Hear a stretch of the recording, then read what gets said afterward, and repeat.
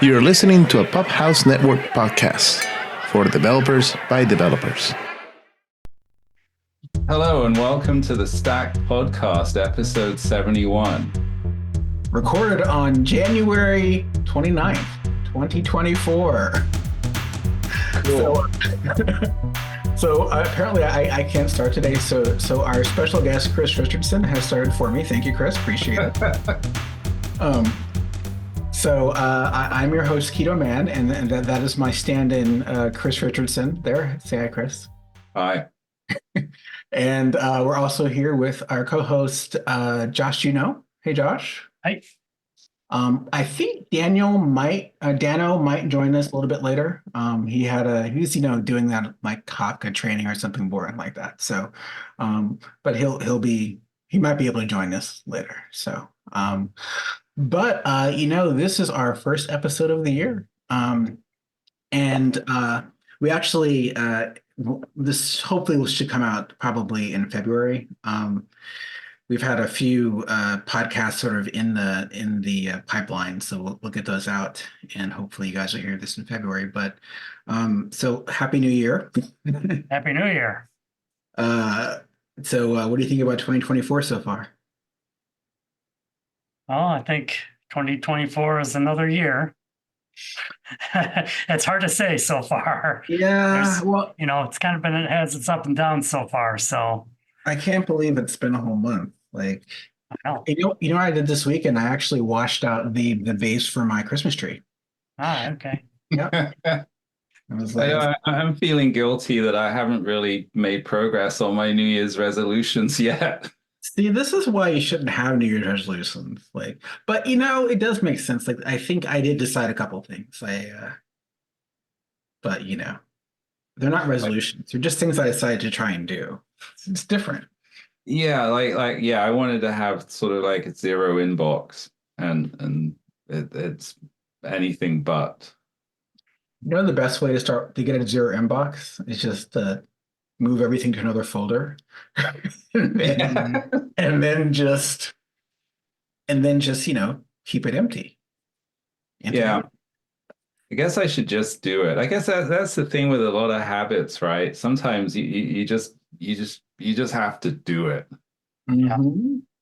What I decided is I have a 3D printer that I bought like a year and a half or something ago, and then I had I actually shorted out the screen because I guess it can't handle static electricity, which I did not know. Because it's in my basement, which is full of carpet.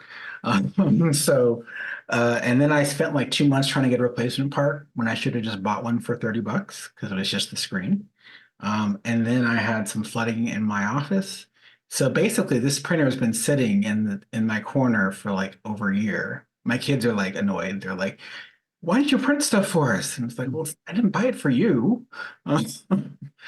But anyways, I went to CodeMash, which is in Ohio, and it's actually that's one of my favorite conferences too. It's polyglot. It's like a lot of stuff on just like even there's even one session on like autism and ADD as a superpower for programmers. Like it's all sorts of a gamut stuff, and also career stuff, and then lots of some tech talks too. Of course, mine were boring and Java exception handling and stuff like that. So they're really good with having activities. They have board games, they have laser tag, they have all sorts of like geeky things going on, but they also have like a maker's lab, and they have a 3D printing lab every year. And so I went to the 3D printing lab and spent all this time talking to the guy that was teaching all this 3D modeling stuff. And I was like, this year I'm going to use my 3D printer before it becomes obsolete. So I guess that's sort of a New Year's resolution, but Yeah. Well, I'm not calling it that. You still got 11 months. It's pretty good. I'm slowly making headway in clearing the space that goes to the. You're making progress. So hey, there you go. So, all right. Well, why don't we start with saying a little bit about who Chris is. So Chris is an awesome guy that I've known for many years. And I thought recently, who should we have on the show? And I thought I'd reach out to Chris and maybe he'd respond to my email. And he didn't because he doesn't read his inbox. And then Because it's overflowing. right. So hey, and then I found him on LinkedIn and I was like, hey, Chris. I was like, let me be persistent. Yeah, But and I appreciate that. That really does what if you does work. yeah, I got to remind myself of that sometimes. So anyway, so I'm glad to have Chris on. He's well known for like all sorts of cool architecture stuff. He wrote this like classic book way back in the day called Pojos in Action. If anyone remembers Pojos, just the idea that you can write a actual Java class and not add extra crap to it and have it work. Yeah. As as I mentioned when we were chatting before the show, I think it was actually 20 years ago, maybe like April 2020, April 2004, when I went to the server-side Java Symposium in Las Vegas. And that's where I heard about Spring and Hibernate, which just blew my mind. And so much so that I then told my team on Monday, okay, chaps, people, we're going to ditch the EJB stuff that we were using and switch to Spring and Hibernate. And so it's like, wow, it just occurred to me 20 years ago. That's pretty amazing. Time flies. Yeah. And I remember those server-side symposiums. Those were fun times. Genuinely, they were truly, that one in particular was truly exciting. It really was. And, I think I met Rod Johnson there, and it was cool. That's neat. Yeah. I remember, I don't know if it was that one. I'm sure it was around that time. If it wasn't that one, it was around that time where, what's his name? The co-founder of Atlassian, I forgot his name. The one that ran the Open Symphony project and stuff. Totally forgot his name. Anyways, he was doing a session on like something with JSP or something and showing like Confluence code and everything. And now I'm just like, wow, that was so weird that, back in the day. So in addition, Chris has very intelligently created this site called microservices.io, which has like all these awesome microservices patterns. So you've now gone beyond Spring and are now a microservices guru, which is kind of cool. Yeah, I floated up. First it was Spring and Hibernate, and then it was the cloud, as in like AWS and Cloud Foundry. Right. And then that ultimately led to me being interested in this architectural style that eventually became known as the microservice architecture. But interestingly, when I first started kind of thinking about it, researching about it, and talking about it, it didn't really have a name, or at least it had. Some people had come up with the name, but it hadn't become well known at that point. Yeah. And interestingly, I think first talk about microservices was actually in Kiev, Ukraine, of all places, back in 2012. Kind of like possibly April 2012. Oh. So it's like, oh my God, I've been yakking about this stuff for a long time now. Yeah, that's awesome. Yeah, it is. All right. Well, I have lots of other questions for you, Chris. But before we get to that, we'll cover a couple headlines that we've got here.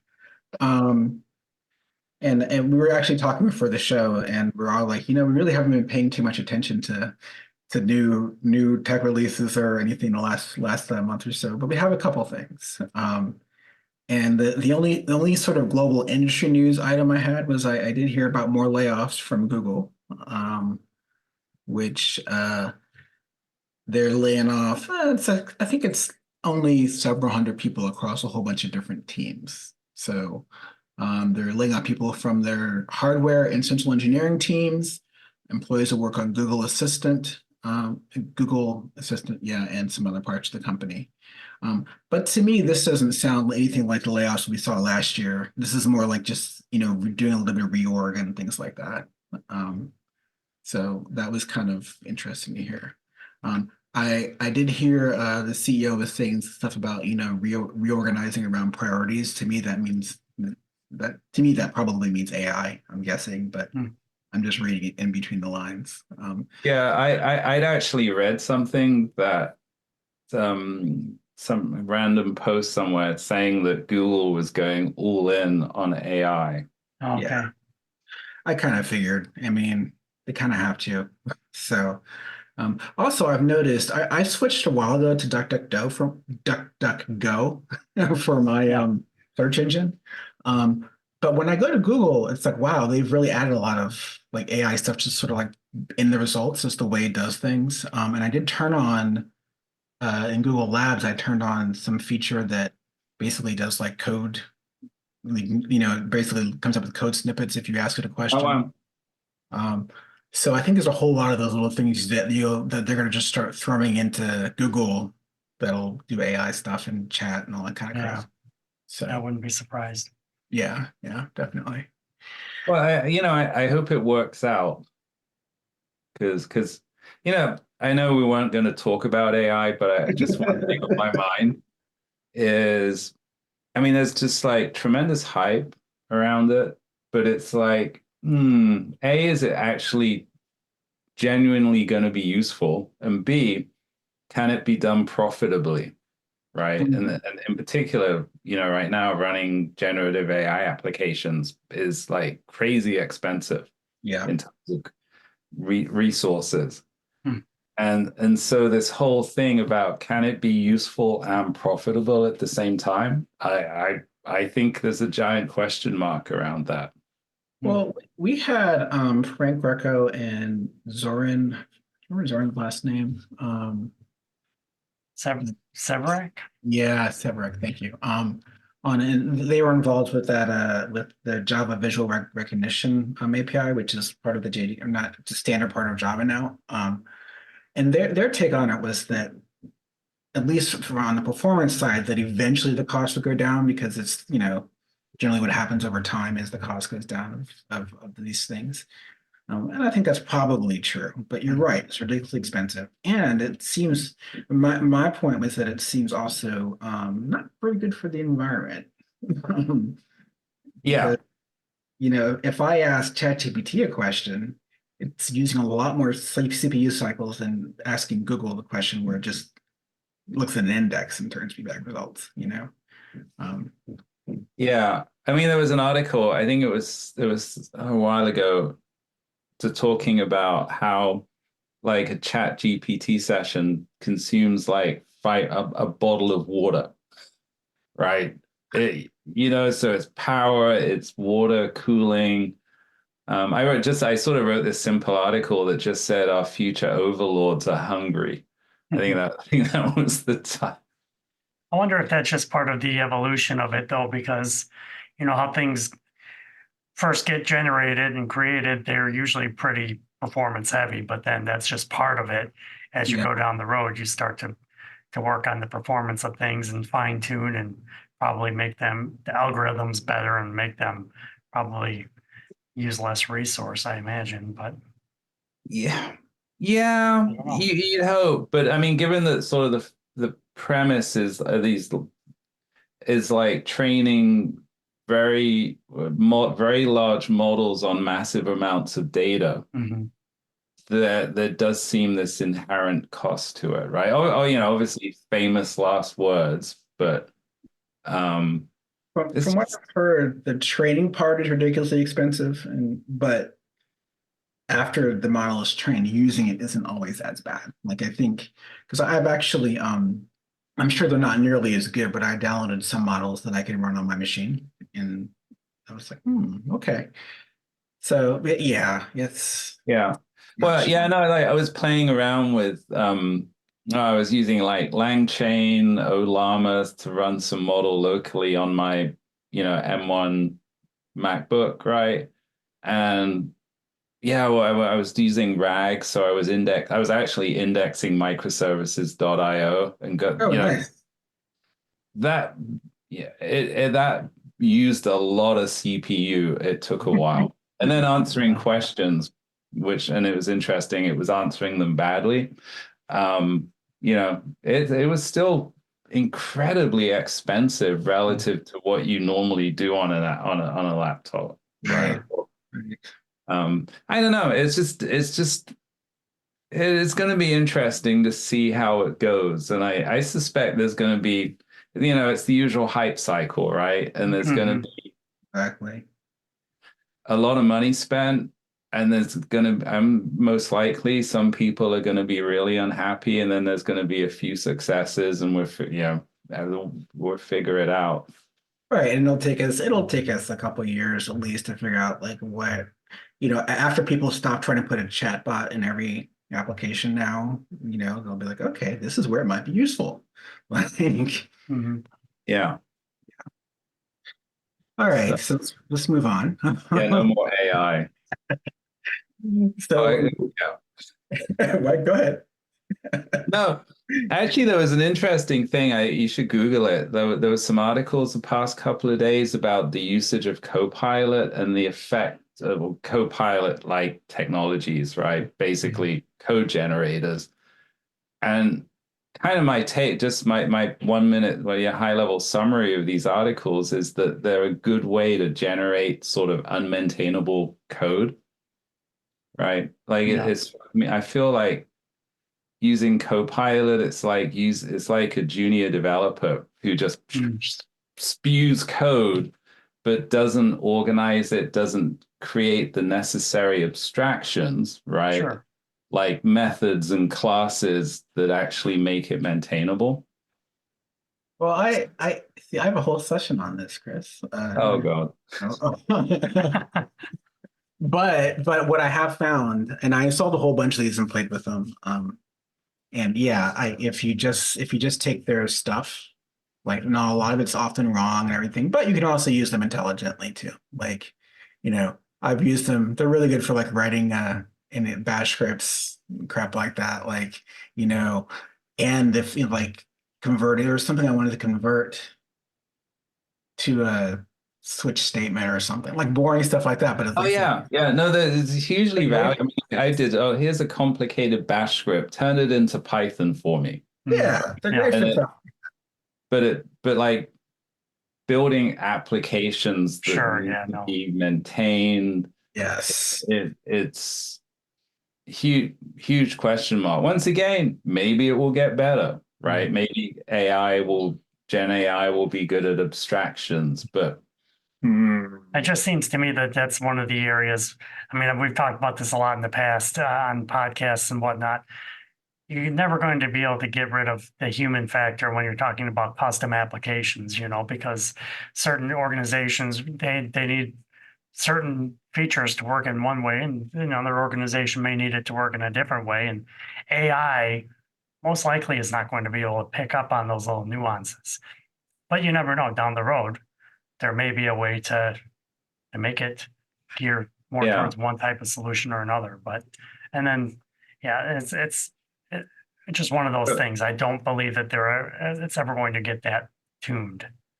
But because I kind of feel like good software design is really difficult for humans, right? I mean, it's a skill that takes human developers a long time to master, right? And it's because it's sort of anyone can just spew code, right?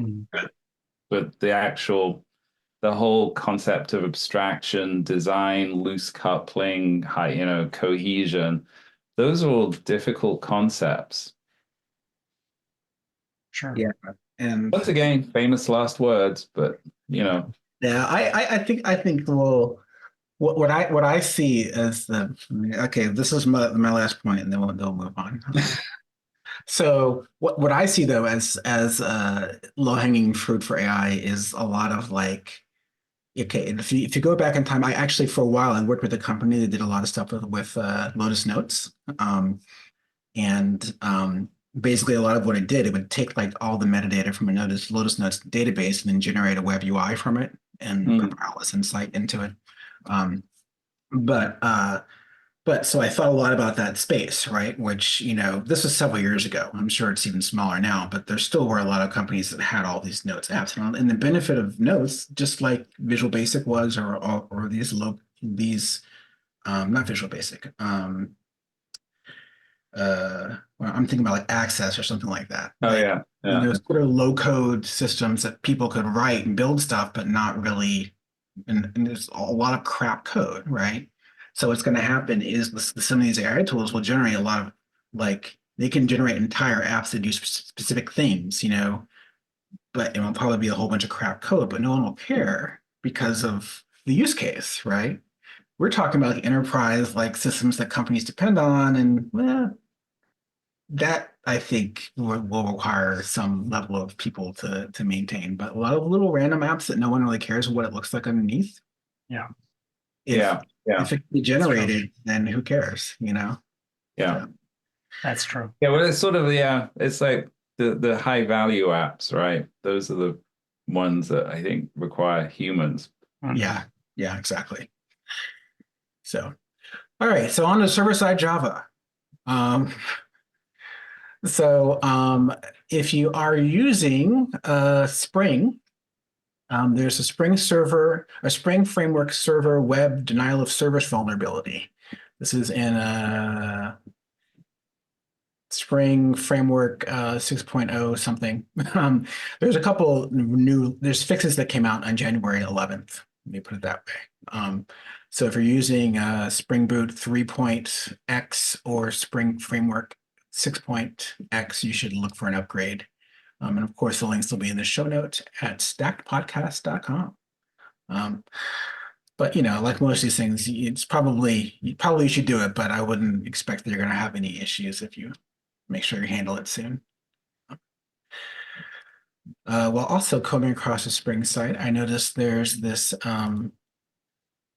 little project called spring-boot-testjars, which basically lets you do sort of like test containers, but actually without running a whole Docker instance. So it lets you basically orchestrate a few different Spring Boot apps programmatically in an integration test, I assume, without actually running Docker.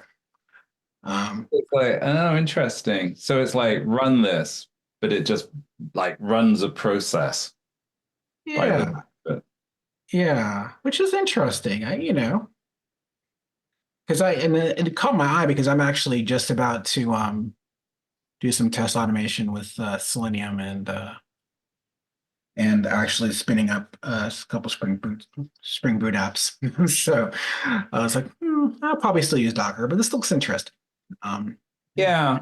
No, it's an interesting intermediate thing because I mean, like, one of the things I'm interested in is like testing strategies for microservices, right? And one of the particular types of tests that you need to write are component tests, which is where you actually run your service. And sort of prior to seeing this, there were like two ways to do it, right? One was just at Spring Boot test, so your service is running inside the test JVM, right?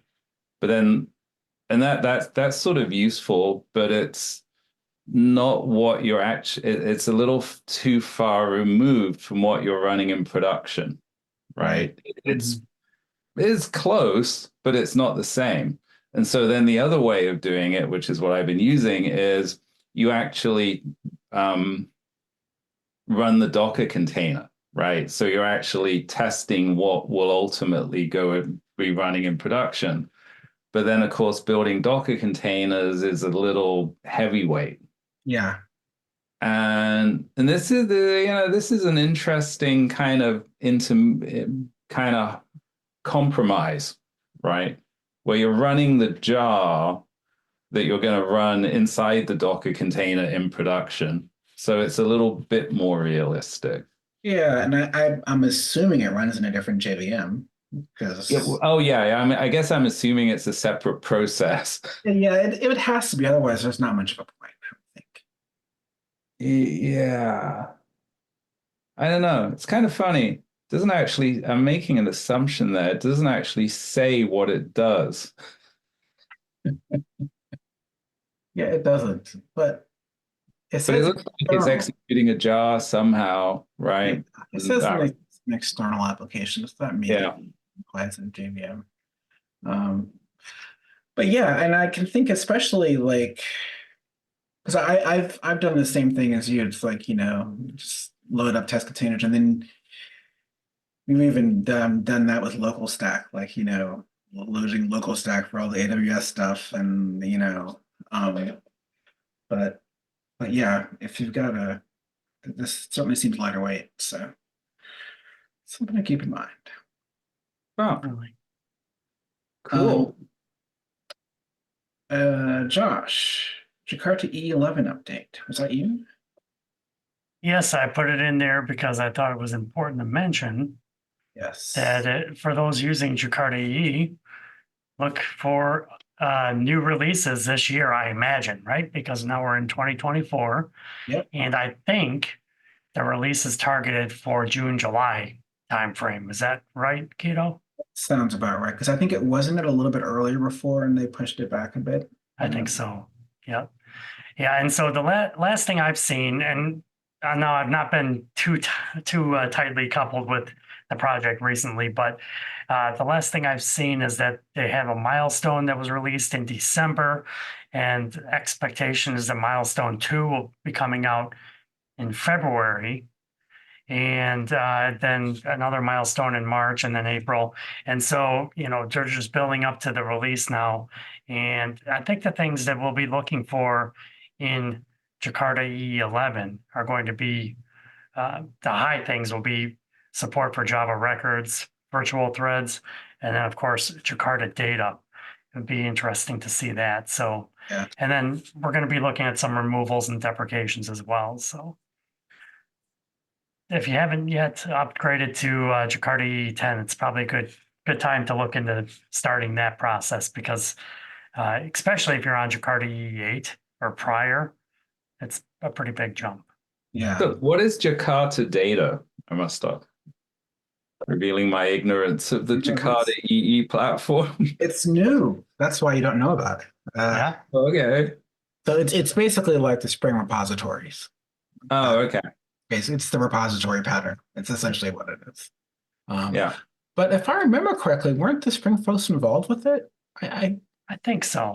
I think they were, which I thought was kind of cool, because I've actually been thinking recently that I think now it's time to start talking to Spring again and having some standards that go across, Spring and RDE again. So yeah, I think it's just, I have not used it, but my understanding is that it's just a standardization of that pattern. Mm-hmm. So yeah, and with respect to Spring, I mean, I know they are certainly in the Jakarta EE camp. They're requiring Jakarta EE namespace now, right? Yeah. For their new releases. So yeah, that's a good thing. And I believe if we can get more Spring developers working on the Jakarta specifications, it will just help to make it more cohesive, and you can use what works best in whatever solution you're trying to create, right? Yep. And by the way, dealing with that namespace change, one of my least favorite things last year. Yeah. Really, I was just cursing the entire time. Yeah. And I just did a talk on that for the J Champions conference. It can be painful, but they've really come a long way, I guess, with the tooling and whatnot, because there's some great projects out there now that I didn't know about a year ago. Maybe they were not around, but there's like the Tomcat Migrator. That's one. Really? You can run a war or a directory with this migrator, and it will just convert it, and everything will work, and then you can just deploy it. Now, I had some issues just doing a swap between Jakarta EE8 war file and going directly to 10. It wouldn't really deploy it right away. So you probably have to kind of step through some things. But yeah, doing that and things like the Eclipse, was it the transformer? That's one I've heard. Yeah. That's Well, another sort of one. my challenge was, so, I have this Eventuate framework that's really a microservice collaboration platform. And I wanted that to support basically Spring Boot 2.7 Mhm. and like an older version and the new version. So I kind of I think maybe it boiled down to having to get rid of at post construct. Okay. Yeah. Is Oh, different fascinating. namespaces, right? Sure. And so that was just annoying. It Oh really was. yeah. Um, but yeah, then actually then I was thinking, you just reminded me of something. I used OpenRewrite. Oh They have a yes, that's another integrator one. for the Spring to migrate to Spring Boot 3. And that actually seemed to do a pretty good job on like eventuate applications. Nice.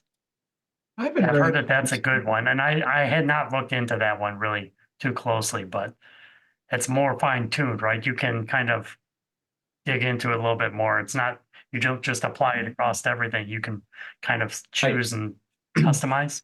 I didn't dig into it too much, but I was like, I just pointed at one Eventuate example application, and it just changed stuff. And it's, as Okay. far as I can remember, it just seemed to work after Yeah. that.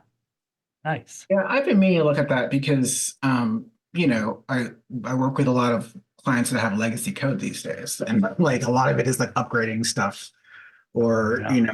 or sometimes it's convincing them to upgrade. And the easier you convince them, the easier it is for them to do it, the easier it is to convince them.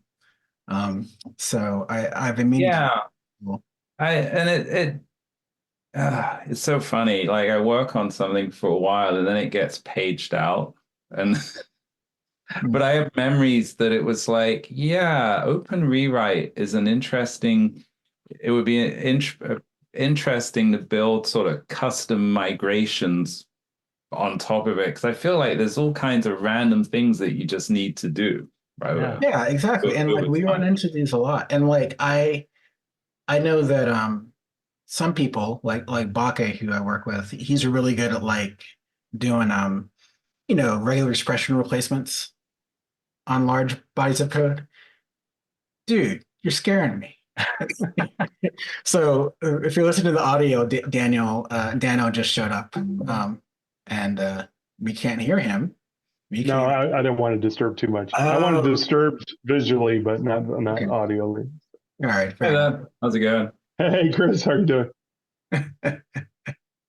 Um, anyways, we were just talking about OpenRewrite, but welcome, Danno.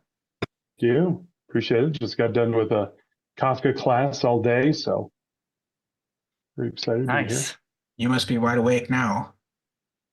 I am. I get that sometimes when you train or do presentations, you get that energy afterwards that you just Yes. like, Yeah. you're still spinning and you still need to wind down for like the next 2 hours or whatever. Yep. Yeah. So while we're in the server-side section, Chris, maybe it's time to talk about Eventuate and what it is, how you're involved, how it started. Tell us the story of Eventuate. Oh, Oh. 30 yeah. seconds or less. Okay, actually, yeah, this is like an ancient memory. I think it goes back to 2014, so 10 years ago. So at that time, I started work. I kind of was like a one person, 2 person startup building an application. I was in the cookbook space. That's a whole other topic, the actual domain. Oh, I think But I remember that. yeah, Yes. and it was interesting, still is. But anyway, being interested in microservices, I naturally did completely the wrong thing and built the application using a brand new tech stack that I created, right? So it was using event sourcing and microservices, you know, which I would not recommend doing that, just simply because you just want to, for the most part, if you're just a startup, just build a monolith, and unless you have some very particular unique needs.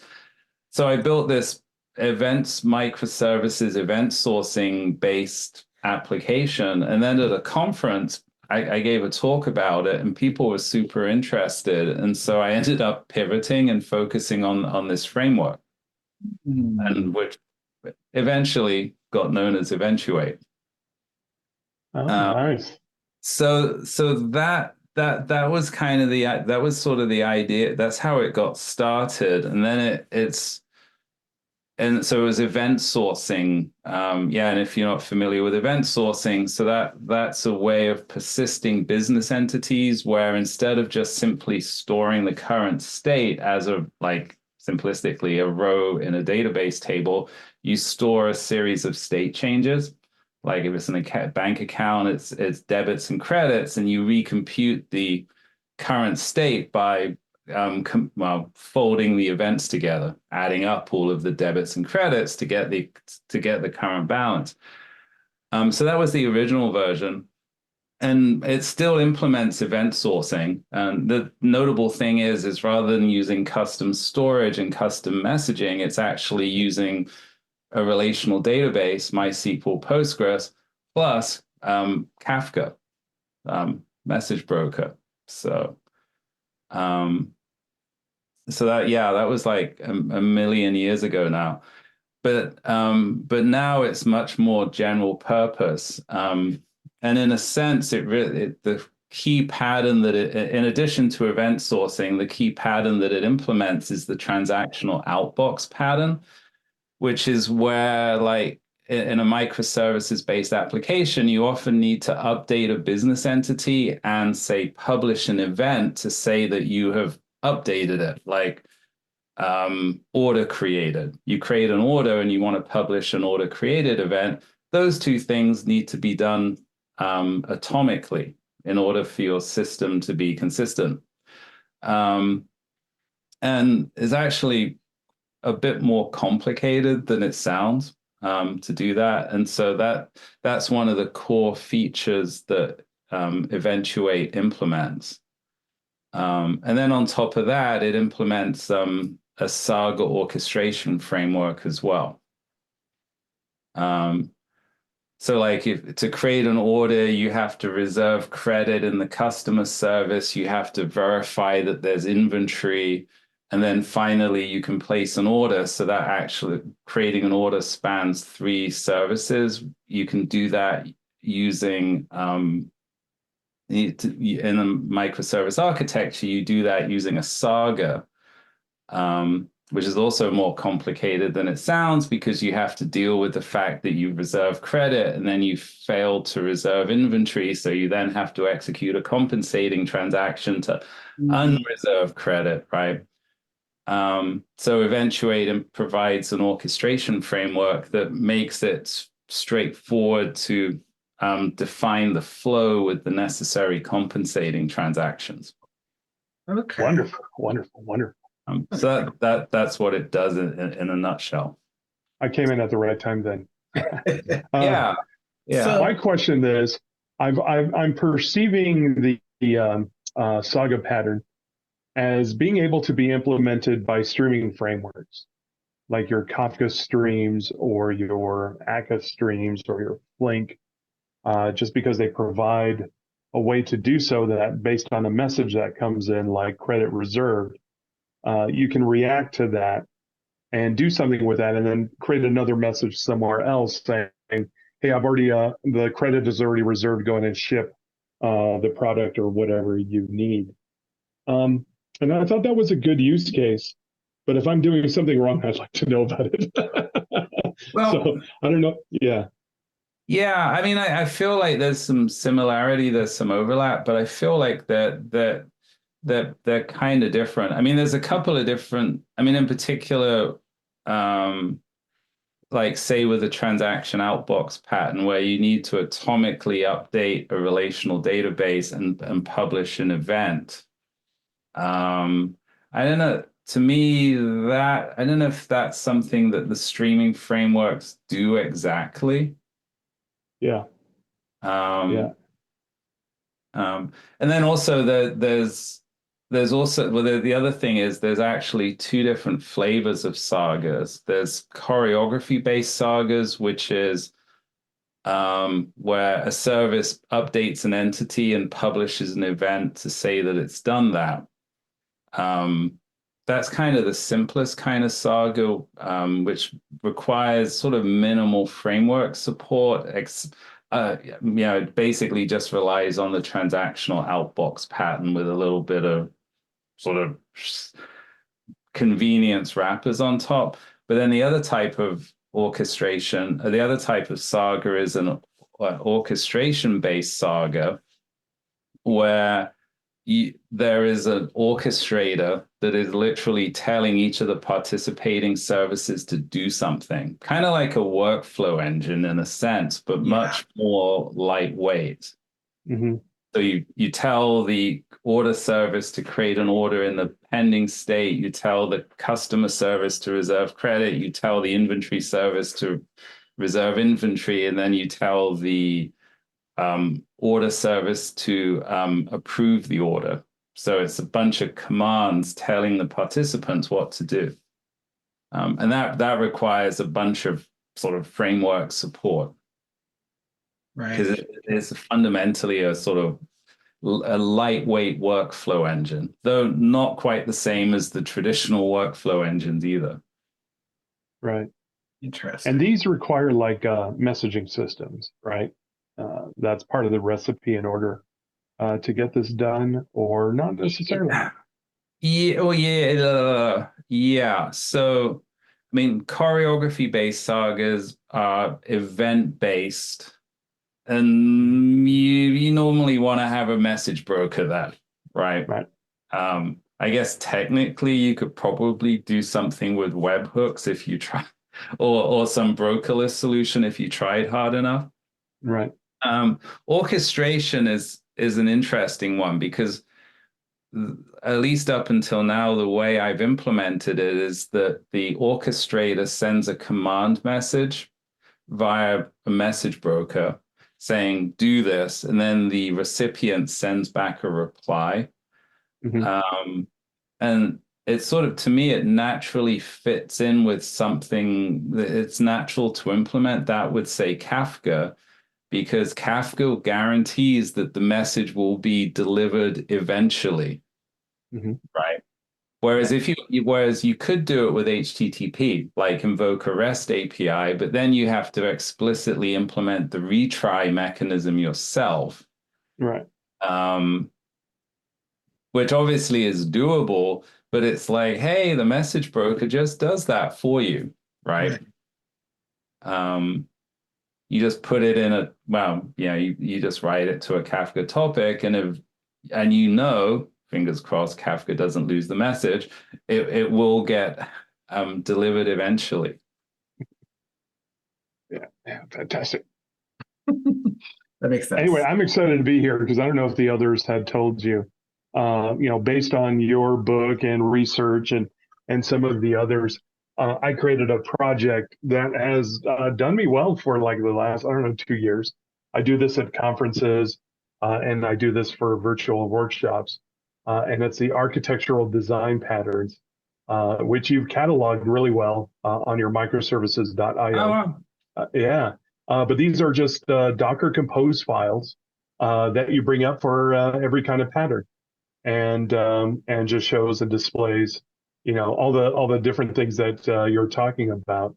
Wow. And I get to explain why did I not think of this? Huh? What? I said, why did I not think of this? Yeah. So the secret ingredient there is the Docker Compose. And here I'll get the. It's fun. It's absolutely fun. I'm expanding on it, but I will tell you. What's that? Share your screen. All right, here we go. So maybe, maybe I will. And yeah, here it is. So I have the architectural design patterns. I have them go to Gitpod to try all of these here. Oh, wow. And so, for example, like valet key, I have a Docker Compose that talks about, HashiCorp Vault and how to, create a, and all these patterns, as Chris is probably going to tell us as well, is that you can use different technologies for different reasons. So every pattern that I have here, so I have Resilience4j to show circuit breaker and things like that. But I also have one here for CQRS. You bring up a Docker Compose and you try it out. Hexagonal architecture, competing consumers, and claim check is what I have. And as you can see here, I don't have Saga pattern yet. That's on my to-do list, but that would require a two-day workshop rather than one. But my goal for this year is to add a couple more onto here. This Git pod, which I've talked about in this particular podcast before, which I love, is because these Docker containers are just so big that if you open this up in Git pod, this is what you get. You get a Visual Studio Code on here. So as soon as this opens up, we see how this opens up. This is up all on the cloud. And then, for example, if I want to learn about the valet key, what I could do here is as soon as it initializes, I should be able to right-click on the Docker Compose, and here it is. And then just do a compose up, and then try these patterns on here. Yeah. Nice. It is pretty awesome. Yeah. Yeah, that's actually, it's funny thinking about it. I haven't looked at Gitpod I feel like maybe it's been a year. Seems to be, and maybe I used it using local IntelliJ with the, JetBrains gateway. Right. Okay. Yeah. Don't think I've done the browser-based one. I go for this one because I usually get people from workplaces, and this has been common now, where they don't have admin access to their machines. So I know the security people stop them from doing the useful things, right? Useful things like their job, yeah. It's been amazing. And so I'll be like, hey, install JDK 11. They're like, nope. It's 8 or nothing at all. I'm like, you can't make demands. And like, yes, we can, because we don't have access to our machines. And I'm like, wow. And so this was occurring more and more. And also, I'll use the Southern term, bless their hearts. Maybe they don't know how to set up the Java path. And so there's that element as well. Some of them do, or most of them do. Some people don't. But there's so many different things. I had one class today, and they said, oh, I can't do this locally because that port is reserved for something else. There's so much chaos on people's own personal laptops that I'd rather not deal with it. So I just have them run on the cloud where everything is perfect. Yeah. No, it makes sense. I mean, it's funny, because I've had similar conversations where in my workshop I'll just say, yeah, you just set up, you just have Docker running and you can just run stuff. And for me, not working in the corporate environment, no big deal. Right. But, yeah. Plus, I bet you have like a Mac or Windows just by you easily saying that. Well, true or false? I have a Mac, of course. Yeah. What's that? I have a Mac. Yeah. Yeah, you have a Mac. So the thing about Windows is if you launch Docker, it may not work like once you install Docker, because you have to go back out to your BIOS and turn on the Hyper-V switch in your BIOS and then come back in. No one's going to have time for that. And that's why all this is hard. Yeah. I didn't know you had to do that. Is that on newer machines? Newer machines, like if you get a Surface, Windows Surface, you have Hyper-V turned on automatically. But some of the particularly older machines or stock machines that most workplaces will have you do, they don't have that turned on. Nor may you have access to turn that on. So you may not even have the ability to run that. That was an issue I ran into long ago. What a mess. Yeah, absolutely a mess. It is interesting because in all fairness, right? I mean, enterprises have legitimate security concerns, right? And Docker is a remote code execution environment. That's right. But I guess now I'm starting to see enterprises where they've got some kind of secure Docker environment where they've got approved base images and so on. Right. So but then, for doing a workshop, is your image, is your base image approved? Yeah, exactly. There's going to be another roadblock ahead, and it was getting too rough. I think that's great for workshops, just the idea of just having it up there. I wish my clients would not necessarily use that tool, but use like Docker spaces, like GitHub workspaces, or what do they call them? GitHub spaces or whatever, or something Code like Spaces. Yeah, Code Spaces is the competitor to Gitpod. it is. So either one of those Okay. trade-offs between each two. Well, I just, I don't really want to have to use, VS Code in the browser, but what I do want is to have all, the client's environment running in Docker containers without me having to log into some crappy Windows VM and then log from that into some other machine and, and then Doing the spend bounce. 10 seconds for each keystroke and Yeah. stuff. So, Right. all right. Yeah. Oh, I had another question about Eventuate. So Eventuate works with all the different microservice frameworks, right? Like Spring Boot and Quarkus and other Yeah, stuff. I mean that's the vision. Slightly embarrassed to admit that the Spring Boot stuff is relatively up to date, but the Quarkus Micronaut, I would love some help on that. That's fair. That's fair. Yeah. But at least that is the general idea, is that it covers all three. Right. Okay. Because I wanted to be clear that like you don't have to learn the Eventuate framework, and it's more like you use your framework and then you can add Eventuate services to it, right? Yeah, I mean that's sort of like to me that's like important philosophy, right? Like so it, like for instance it leverages message, so you get to pick your database, right? I mean out of the box it supports MySQL, Postgres, SQL Server, and I've had customers who are using it with Oracle, right?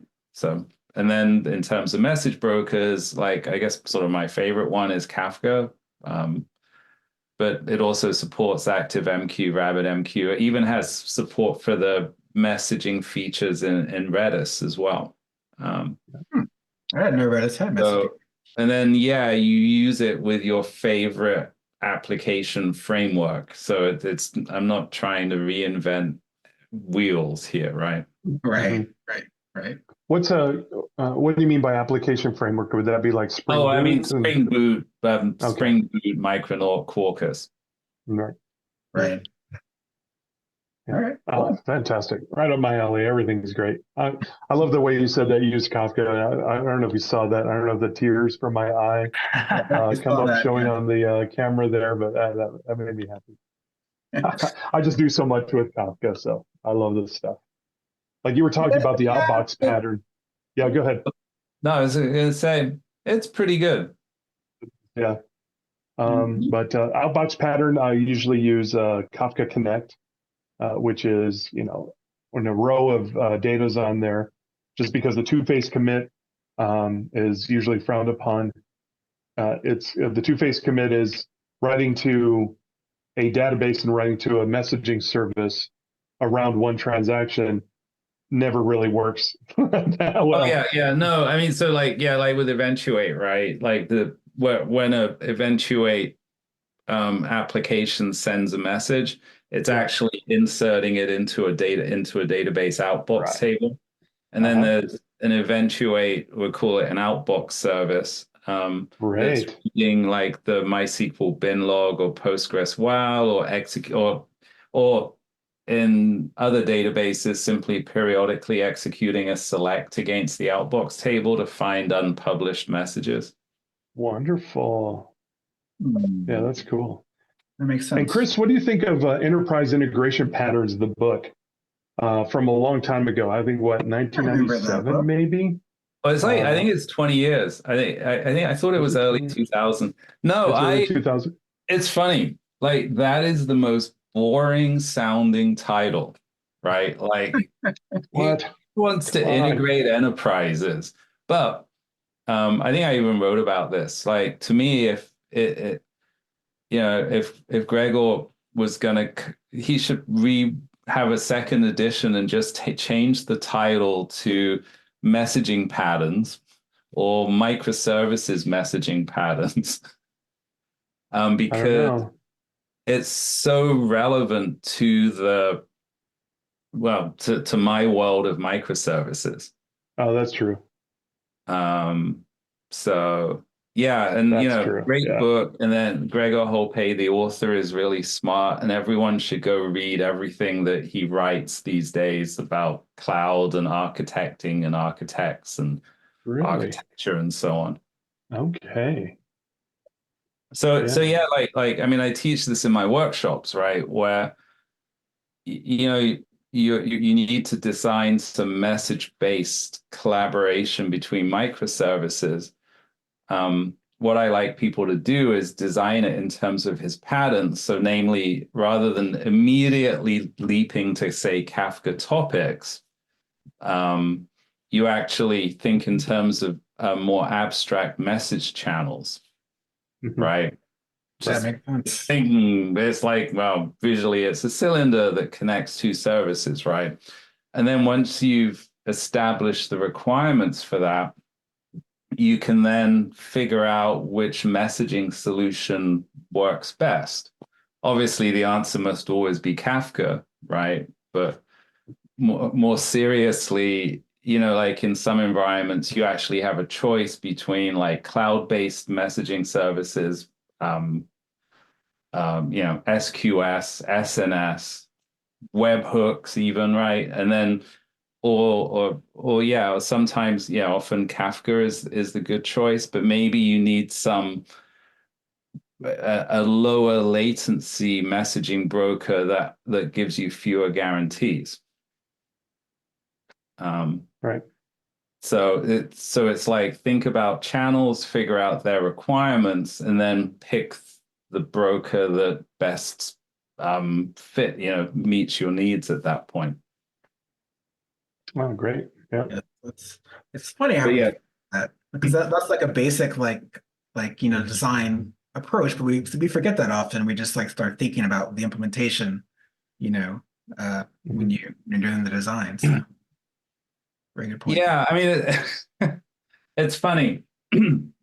So was it last week before? I gave a talk, microservices rules. What does good look like? And so it's a set of like 11 best practices that you need to follow if you're using microservices. And kind of the big motivation for the talk was I keep talking with developers who are working for organizations that have made a mess of their microservice architecture. So much so that even some developers have actually quit the projects. They couldn't take it anymore. Wow. Not good. And it's sort of like, because organizations adopt microservices and then just kind of completely neglect its fundamental best practices. And there's a lot, one of the things one of the rules is use a rational design process. Not, by the way, not rational unified process, but rational in the generic sense, right? I'm like, I don't want to pay IBM. That's right. Yeah, I know. I don't even know how many people know the rational unified process, because that's like ancient stuff. It is ancient history, yeah. RUP, yeah, absolutely. Yeah. At a high level, that was not a bad process, but that's a whole other topic. But it was like, it's basically figure out understand the context within which you're solving the problem, figure out what the problem is, kind of figure out what the success criteria are, come up with some candidate solutions and evaluate them with respect to the criteria, and then pick the best one, right? Mm-hmm. Which, at some level, that's like obvious, right? That's how things should be done. But in reality, if you look at the decision making that goes on, it's like, well, some famous person on Twitter said I should do this or not do it, right? Oh, this looks cool, or this would look good on my resume, or, well, I've used it at my last 5 companies, I'm going to use it this time, right? I mean, there's a whole bunch of these sort of design decision making anti-patterns.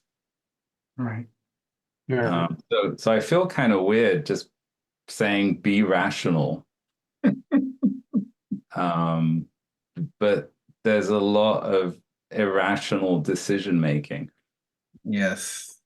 How do you feel about DDD or domain-driven design as it connects to these patterns that you talk about, these Microsoft patterns, and maybe even eventually Eventuate? Necessary? I mean, I have my own opinion, but I'm asking yours. What do you think? Yeah, I sort of viewed DDD as like really valuable. Perhaps not necessarily in a hardcore sort of way, but I feel like, I mean, I guess I've been immersed in the object-oriented world for almost like my entire career, right? And I sort of look at DDD as a quite sort of sophisticated form of object-oriented design. So it's like packed full of valuable concepts.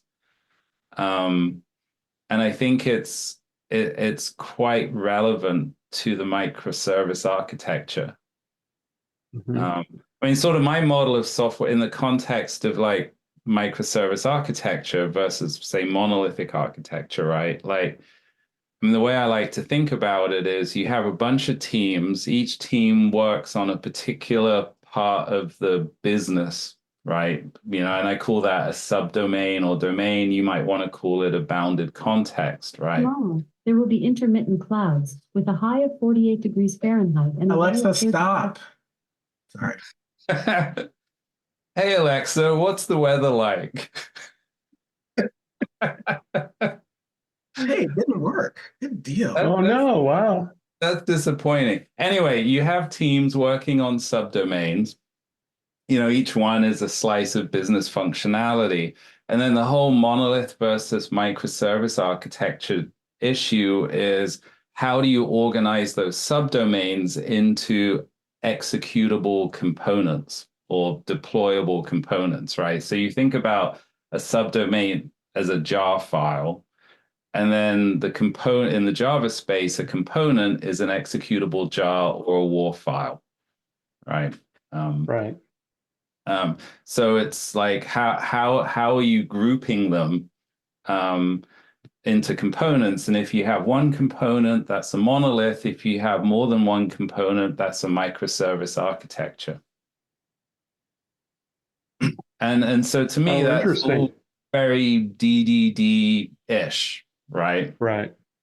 But then like the criteria are sort of the goal of choosing between the two is to come up with an architecture that supports modern software delivery, namely like the rapid, frequent, and reliable delivery of software, right? And it has a lot to do with team autonomy, right? The ability to have fast deployment pipelines so you can get changes rapidly and reliably and quickly into production.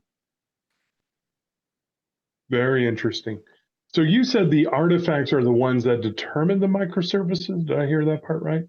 I never heard it. Well, I sort of view it as the defining an architecture as sort of partitioning, or more informally, grouping subdomains to form components, or in other words, services. Right. Yeah. The DDD people make it more confusing. They have this term called the problem space and the solution space. And even though I've read that like I don't know how many times, I'm still confused. Like, what the heck's a problem space? What the hell is a solution space? What's really funny about I don't want to offend anyone here. No, I know. But one of the ironies of the quote DDD community, right? So if you think about the essence of DDD, it's coming up with a sort of a precise vocabulary or ubiquitous language, right? It's about linguistic precision. But if you actually look closely at the terminology around DDD, it's actually vague.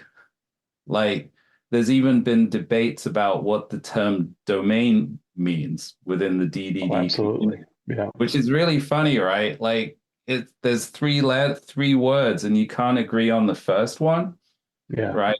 Yeah. And then That's also, weird. That's weird how you say that, because it's like choose an ubiquitous language, and then you say, okay, well, DDD, now it's up to you. You choose an ubiquitous language. What's a domain? What's a subdomain? What's a bounded context? And no one has standard definitions. Yeah, for it. but it's like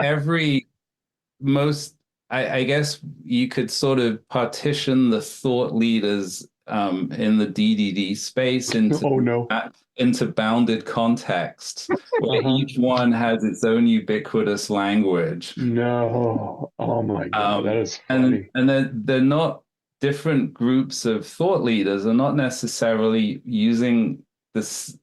They can use the same word in a different way, and there's also debate over this whole problem space, solution space thing, which to me I do not use those terms. There are things It's hard. Yeah. There are things that are more I think Nick Toon wrote a post about this, Right. and it's like sort of pointing out that there's maybe things that are more problem space oriented, and then there's things that are and hence visible to the users, and then there's things that are not. Yeah. But it's not a black and white distinction.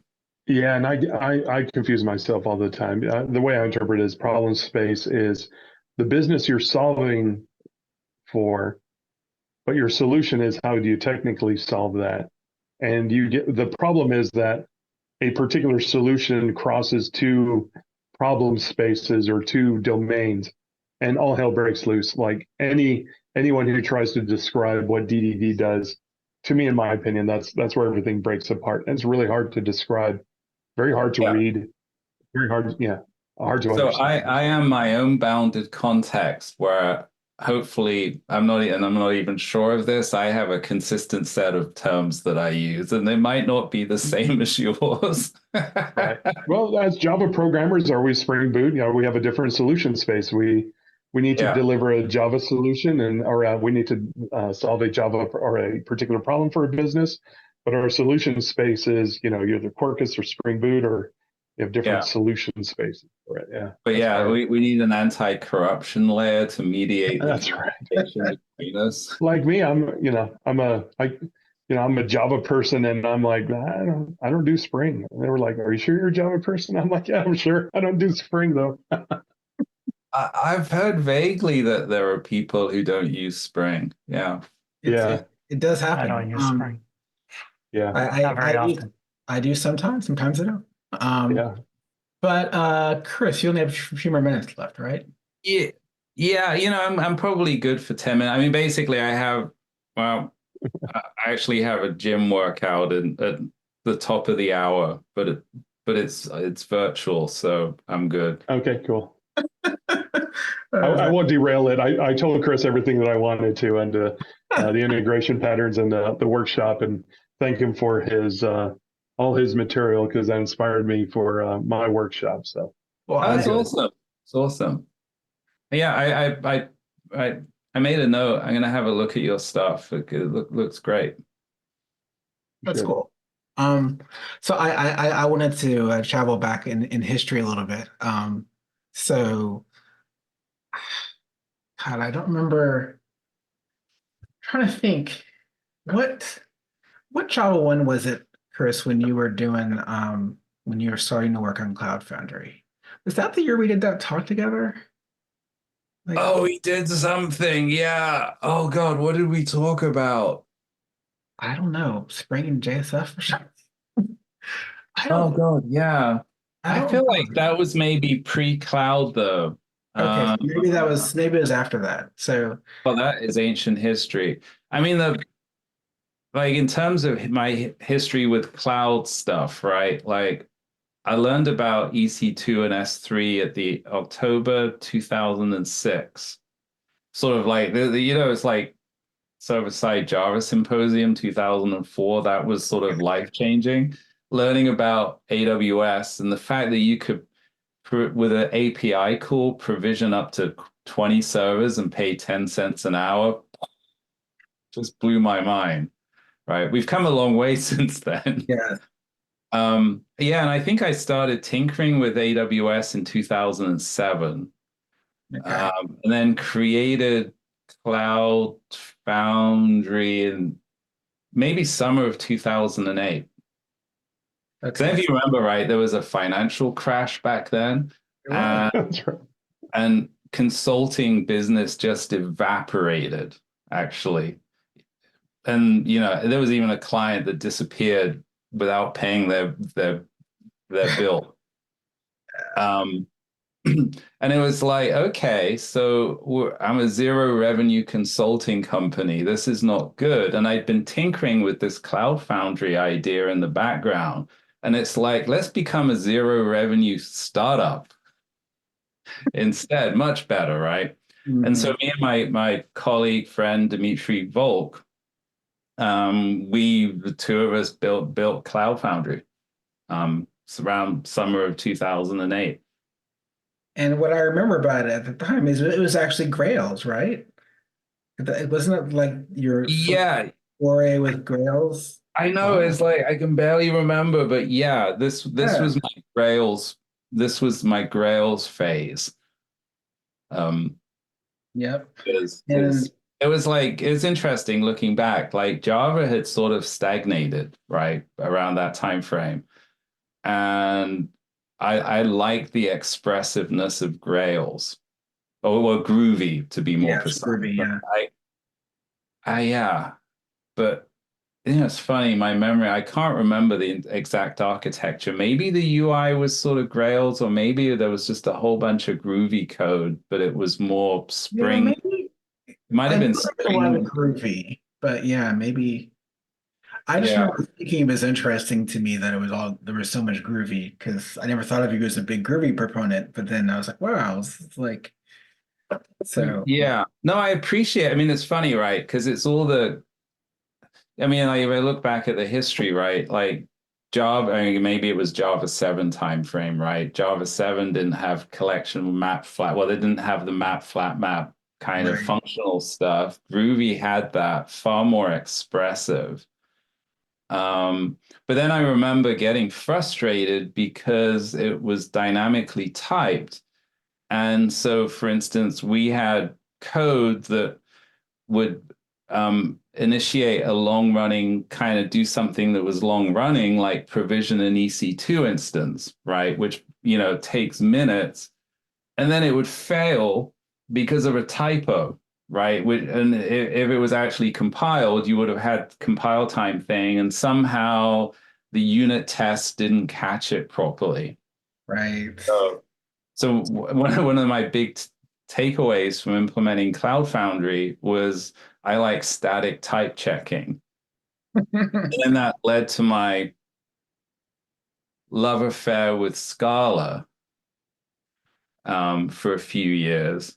But then I got frustrated with that because compilation times were way too slow. And then Java 8 was around, and it was like Java 8 seemed to compile instantaneously. Like didn't really notice it. And it was like, Scala's like super sophisticated, but this basic Java 8, I'm going to just switch back to that. I can see So that. yeah, so I kind of did this detour into dynamic languages, which proved unsatisfactory. Right, right. Well, I remember you had the initial Cloud Foundry up, and I think I played with it. I think I had an account and ran who knows what, some app. I was like, oh wow, I can press a button and it can be deployed. And it's like all easy. Yeah, it's so funny, right? Like today it's like, well, of course you can do that. But Right. yeah, way back then I remember working with clients where hardware was like we had to scrounge for servers, right? Mhm. Yeah, and I mean also I remember like being in a company where, oh, you want a server, that's 3 months. So money wasn't the problem, but there was the whole procurement cycle and so on. And yeah, and then there was this bare bones EC2 had literally, I think all you could do was provision instances, nothing else, right? So yeah, it was kind of cool to build a whole bunch of things where with like, I think it was with 11 clicks of the mouse, you could upload a WAR file and it provisioned a whole cluster of EC2 instances running Apache Tomcat MySQL, managed them, auto-scaled them, and yeah, just did stuff. So it was pretty cool at the time. Yeah, and if I remember correctly, that was when Spring Source existed, and it wasn't part of Pivotal, and they bought. This is before VMware, so they bought Yes. Cloud Foundry, and then got bought out by VMware. Is that accurate? Yeah. So basically, yeah, they acquired Cloud Foundry in, I think it was like March, April, something, 2009. And then then I think September was the VMware acquisition. Right. It's just funny to think, like, and then so it was weird. Like it went from this tiny 2.5 person startup. Had this great guy, Robert Benson, who was advising us with like product marketing and stuff. And so it was me, Dimitri, and then all of a sudden was at Spring Source, which I think was 150 people, and then VMware, which was like 7,000 or something. Oh my God, that's just amazing. And and so then you were there for a couple of years before you went back on your own, right? Yeah, no, I think I was there for 4 years. 4 years. Oh, okay. Yeah. And actually, one of my, I think, most awesome time for me at VMware was I was in the developer relations group. That was sort of the final thing I did. And it was just great. I literally traveled around the world just talking with a gazillion developers about cloud and microservices.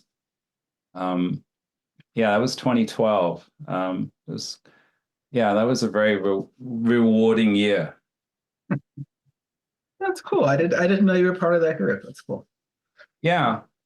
Yeah, I worked with some great people. There was like Adam Fitzgerald, Patrick Chanazon, and then Josh Long, that we worked together, we traveled together.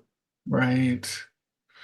Before, didn't he eventually end up being the only developer advocate for a while? And then I think it's grown again. Yeah, there was a reorg. Yes.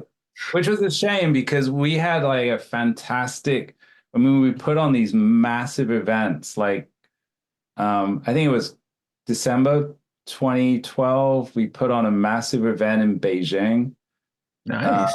And then I think we did Bangalore and Hyderabad, and these were just massive conferences. And then, then the reorg happened in January. It's like, yeah, so joy of the reorgs. So yeah, but it happens.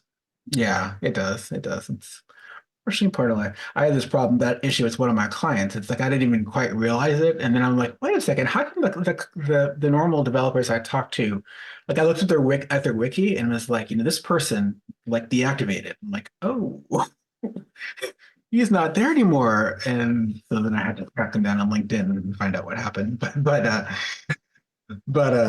yeah, it's like you never know what's going to happen. So. All right. So I'm trying to think if there's anything else. I wanted to know what do you think about Apache Pulsar versus Kafka? Not like I really know much about it either. Or Repanda. Someone asked me about Repanda today, and I didn't know this. It's a C++ version of Kafka, supposedly 7 times faster. Huh. Yeah, I had no idea.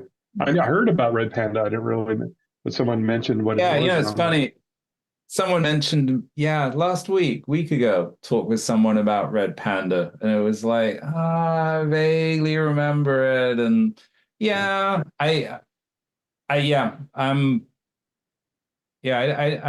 guess I don't know anything about Pulsar or Repanda. It's very funny, I guess, from my perspective, like I mean, my focus is, and I sort of believe that like when you're using the microservice architecture, like the number one thing is to figure out whether you really need it or not, right? So Right. first critical decision is monolith versus microservices. Then the second decision is if you're using microservices, what are your service boundaries, right? And though, and if you get those decisions wrong, you can be in a world of pain, right? And then after that, eventually there's a hierarchy of decisions, and then after that, eventually there's some technical decisions that you need to make around, wow, should I use Pulsar, Kafka, Repanda, or but to me, those are sort of detailed decisions that yeah, they're probably not going to kill your application. Right. I mean, once again, it all goes back to the rational design process, right? And you need to follow that. But bad service boundaries you will end up in a world of pain. But one message broker versus another, provided they both have the capacity and throughput and latency, and you've done the analysis around that, you're probably good, right? Yeah. Right. That makes Same sense. with other technologies like REST versus gRPC, or what language you use, right? Or framework. It's like, yeah, whatever works for you. God, there's one more thing I was going to ask you about. Oh, yes. What are your thoughts on the Java virtual threads? How do you think they affect microservices in general? Well, I mean, technically, they are not a microservices issue, right? Like what goes on inside a service is its own business. Right. I mean, the microservice architecture is all about having multiple collaborating services. So it's more to do with what goes on between the services rather than what happens inside. But I mean, but I'm quite excited. Like I feel like we've had all this reactive stuff for a number of years, right? Which to me it's really this sort of asynchronous programming model. On the one hand, I mean, it lets you write super scalable code, but on the other hand, I feel like, I mean, I'm kind of exaggerating, but it's an order of magnitude much more complicated than just writing sequential code. Right. Especially if you try and write business logic with branches and stuff, use it in a reactive style. It's kind of so I don't really recommend it. And I look at these virtual threads, and it appears to be the best of both worlds, right? Where regular sequential programming, but in a scalable fashion. Right. So I think it's a good thing. Yeah, I'm totally agree with you. I think the ecosystem will probably take a little while longer to completely catch on, because like you end up in situations where like some libraries may not have bothered making their stuff virtual thread compliant. But yeah, I'm pretty excited about it too, because and part of it's selfish is because I really don't want to write a whole bunch of reactive code. So makes me happy. Yeah.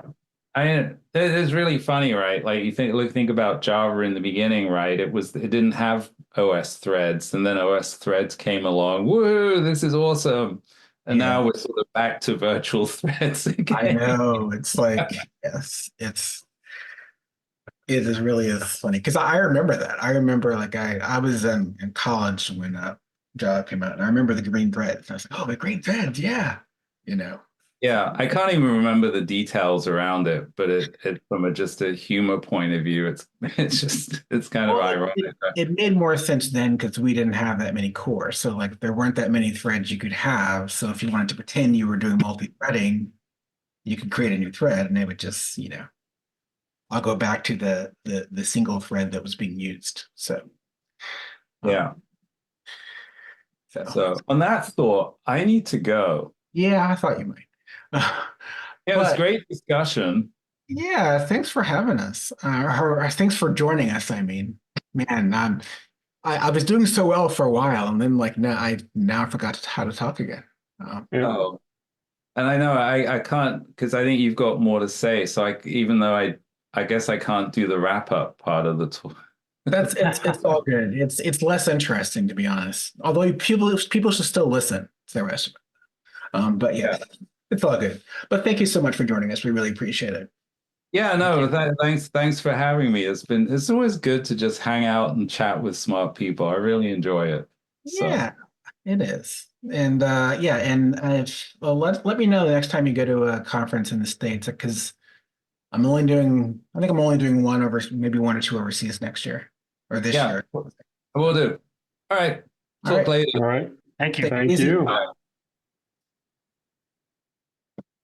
I get to that workout. All right. That was awesome. Yeah, that was really great. Having him here. Do we have anything else we have to cover since we've taken a lot of time here? No, just I think they're wrapping up, what is it, the billion lines of code or whatever, the challenge that went out. Oh, what's that? Huh? Let me go get it.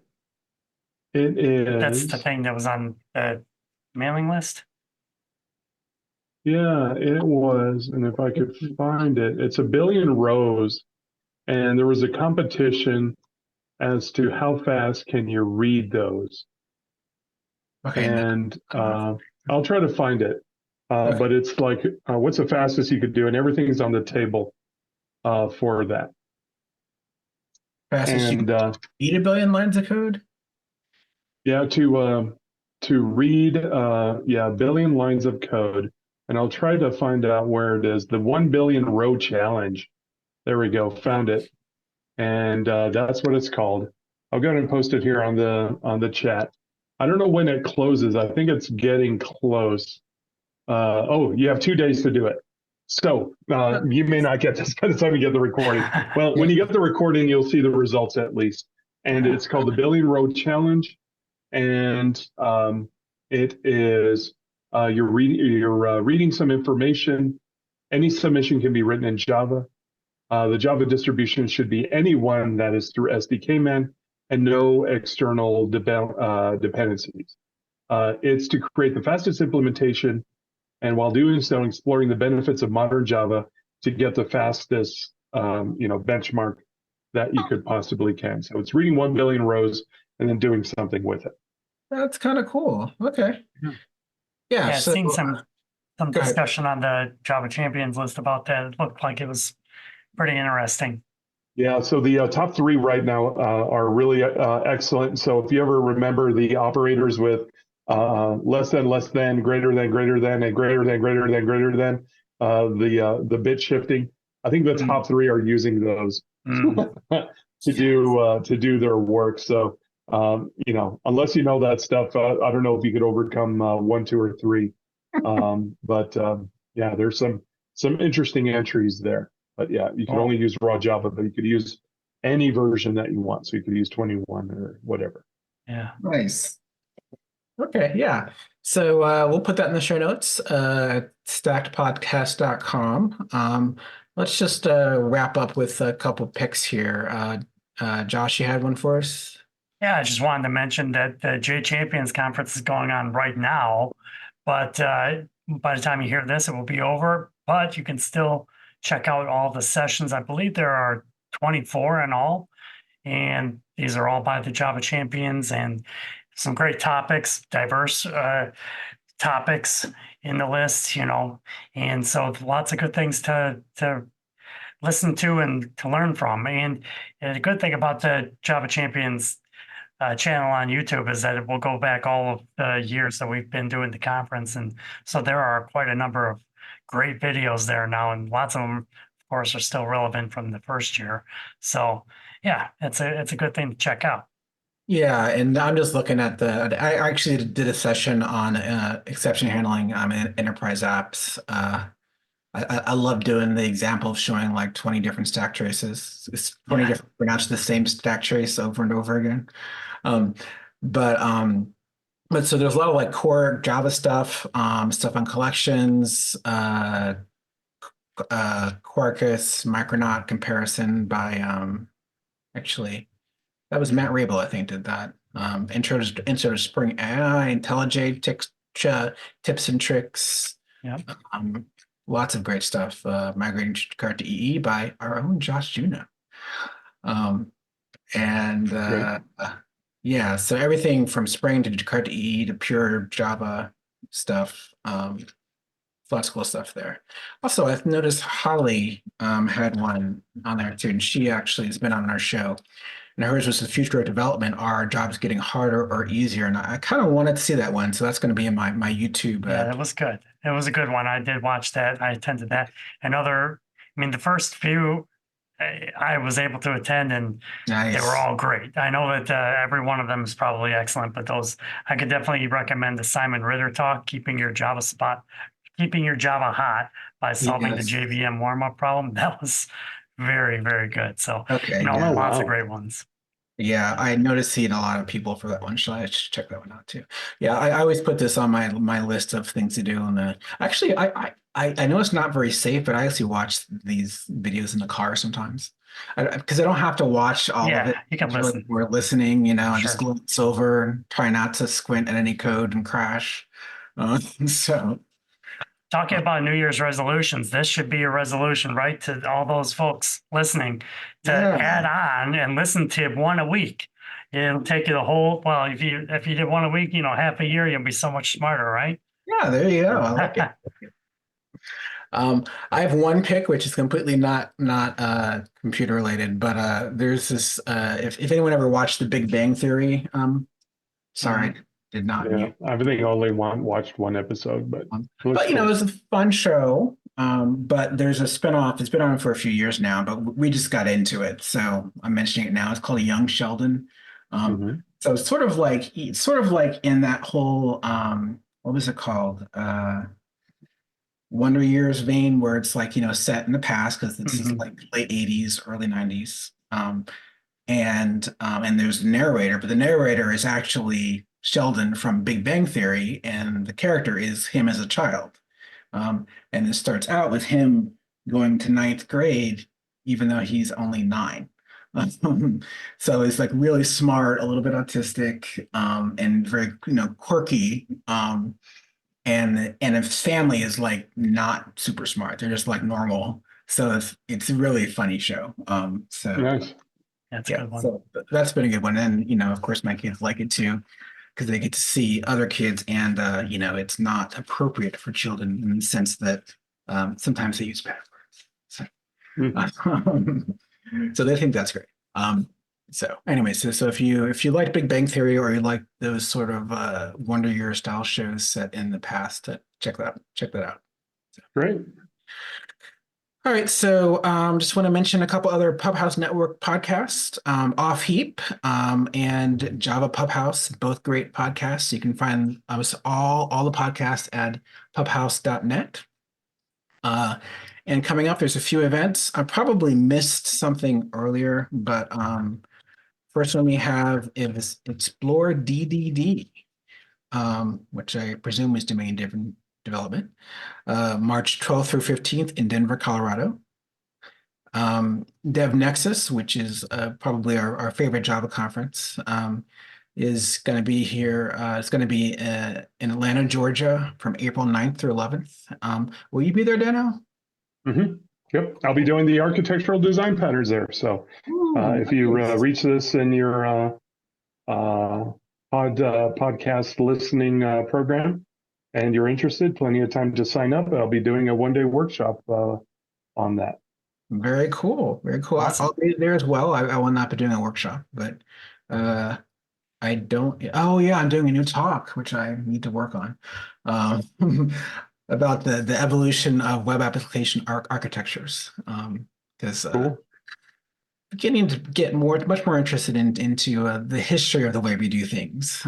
So because that often helps us sort of inform future decisions. So real quick, while we're still talking about Dev Nexus, isn't there another one in Austin this year that the same organizers are doing? Is it JDev? Yeah, it's in Dallas. Dallas. Okay. Yes. I knew it was JDev Texas. Conf, Yeah. which is in September. Yeah. Okay, September.